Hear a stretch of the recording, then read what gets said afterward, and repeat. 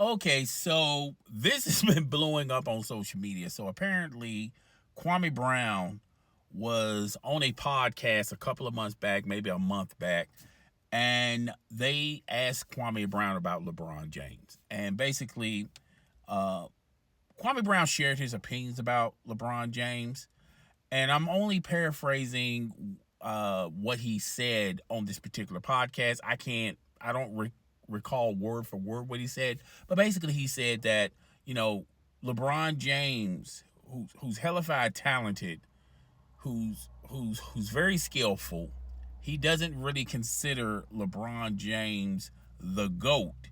And then he also talked about how long LeBron James has been in the league. He has not developed a post game or have developed the capabilities of spotting up for a perimeter shot or a 3-point shot.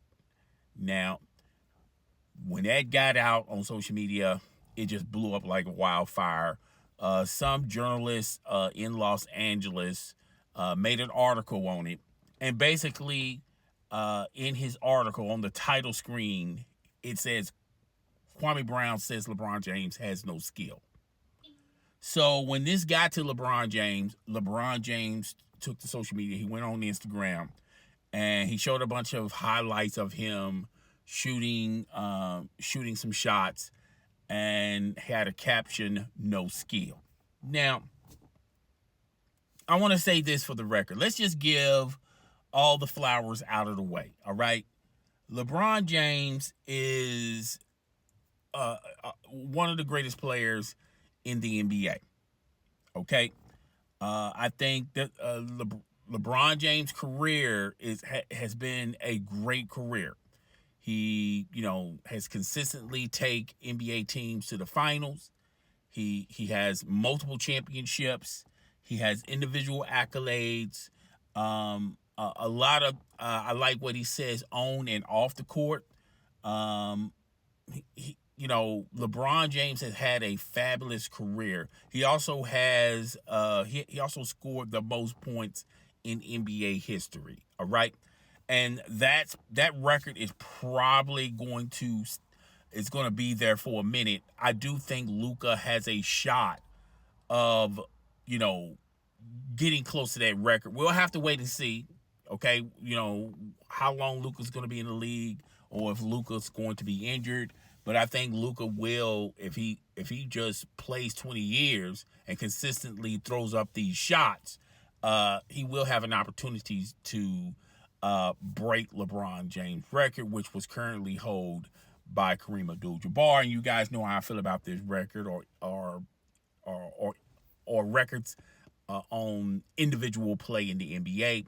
That a lot of people don't consider individual records in the NBA in the NBA like holier than thou, like they do in Major League Baseball. The home run king, the strikeout king, the steals, games played. Those type of records, individual records, stand the test of time.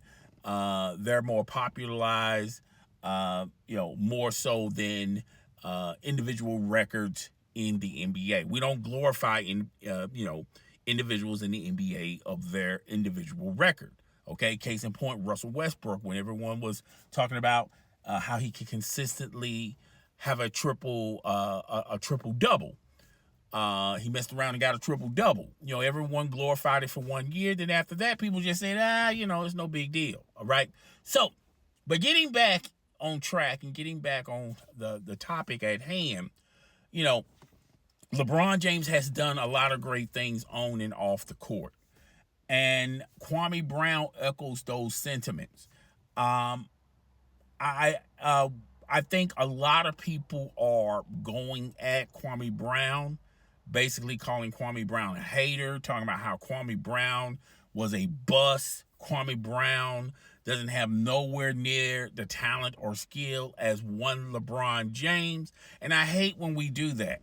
I hate when someone has an opinion, and if that opinion's not favorable to the masses, we immediately start poking holes and crushing the individual.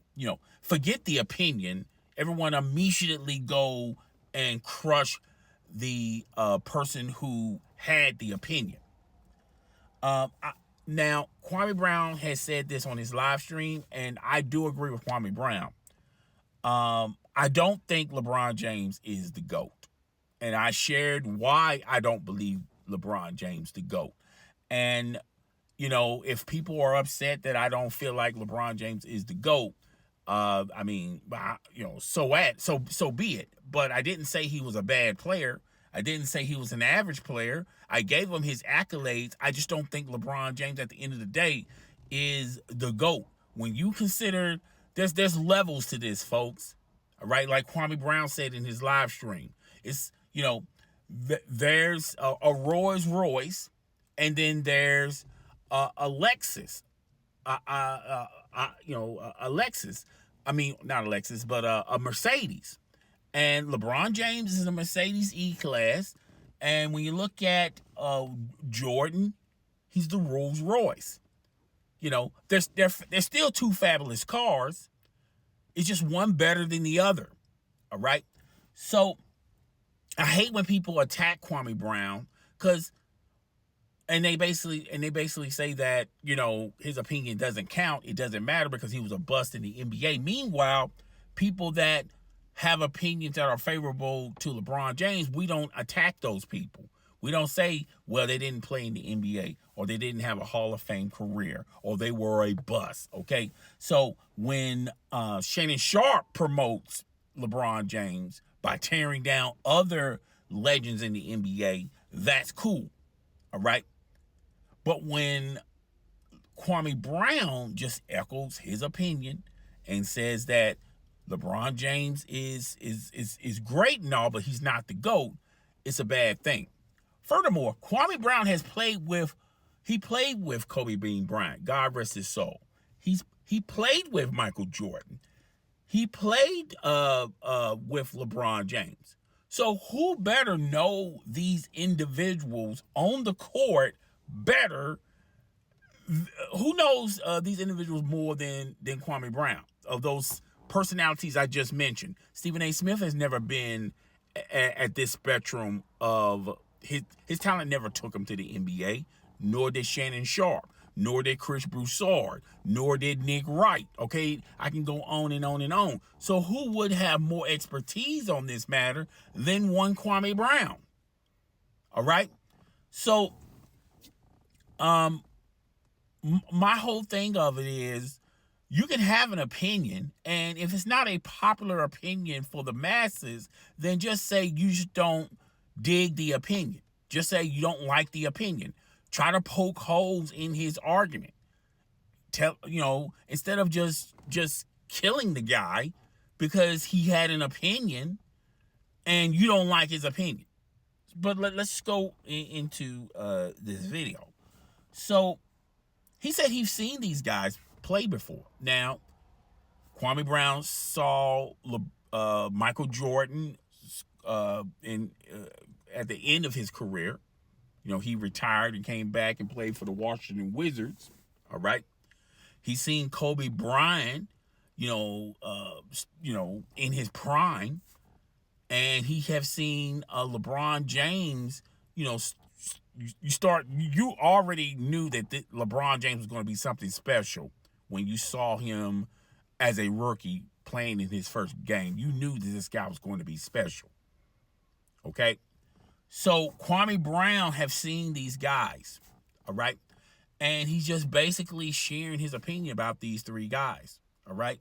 Now, getting back to what he said on this particular podcast, I do tend to agree with him that when it comes to, I'm not going to add any other players. I'm just going to only add LeBron James, Michael Jordan, and Kobe Bean Bryant. When you talk about Michael Jordan and Kobe Bean Bryant, I think you're talking about number 1 and 1A. Michael Jordan is A+. He's tops. And then there's levels below that. the way these guys played on a consistent daily basis on every night was fabulous. And the thing about them about them, particularly Michael Jordan, he can get his shot whenever he wanted to get his shot, and he wasn't just a one trick pony. You know, when you saw Michael Jordan day one as a rookie, and his last day as an NBA player, you started seeing the maturation, the process of him adjusting when he was young, when he was in his prime, and then when he got older, how his talent never, his talent gracefully aged with him. Yeah, he wasn't, in his tail end, he wasn't the Michael Jordan that was athletic, dunking over everyone and sticking his tongue out and just hanging in air. He couldn't do that, but he could still post. He could still post with the best of them. He can still do that turnaround jumper. He can still, shoot a perimeter shot on a consistent basis. He can occasionally, he can also shoot threes. So Michael Jordan wasn't, when you put him on the court, you couldn't just say, all right, we're just going to just let him, we're not going to give him what he wants. He's just going to have to work. We're just going to give him what he's not good at. You couldn't do that to Michael Jordan. And with Kobe Bryant, it's the same argument could be made for Kobe Bryant. Now, when you talk about LeBron James, if LeBron James is not in if LeBron James doesn't get the ball, I've seen LeBron James do this constantly, where someone would inbound the ball, give it to LeBron James take it down court, and he's going to either do one or two things. If the runway is available, he's going to take it to the hole. If it's not available, he's going to shoot at the top key. And that's pretty much it.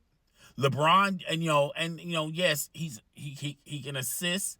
He can, play without the ball. I'm not saying that, but those are his only two go-to plays as an individual. And this is the same LeBron James that says one-on-one basketball isn't real basketball, which is further from the truth.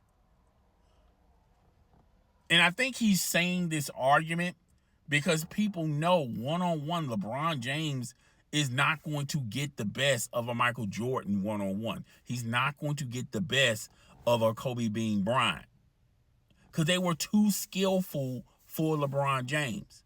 If LeBron James cuts the hole where they can't, go and get a dunk, fine. They still got that perimeter game. They still got that setup jumper. There are just some things that you're not going to be able to stop. With LeBron James, you can literally stop LeBron James once you take away taking it to the hole where he can't fake it.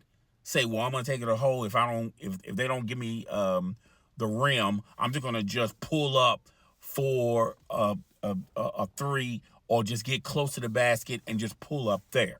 All right. And if those two options ain't working, I'll just dish it off to somebody else. And I always said this about LeBron James. LeBron James reminds me more of Irvin Magic Johnson. He's a better Irvin Magic Johnson than Irvin Magic Johnson. But a lot of people want to say LeBron James is better than Michael Jeffrey Jordan. When he doesn't fit the mold of a Michael Jeffrey Jordan. He doesn't fit a Kobe Bean Bryant. His style is more suitable than a Irvin Magic Johnson, where he can make other players around them have their best games. He's more of a facilitator. And with today's league, defenses, there's no such thing as defense. Everyone plays in zone. Both teams allow the player the ability to get as close to the basket as possible with no hand checking. If you breathe on them, they're gonna blow a whistle on you. So, and I'm not saying that it's easier, and that's why LeBron James got the points. I'm just telling you, if LeBron James was in a league where defense matters, hand checking matters, he will have a difficult time.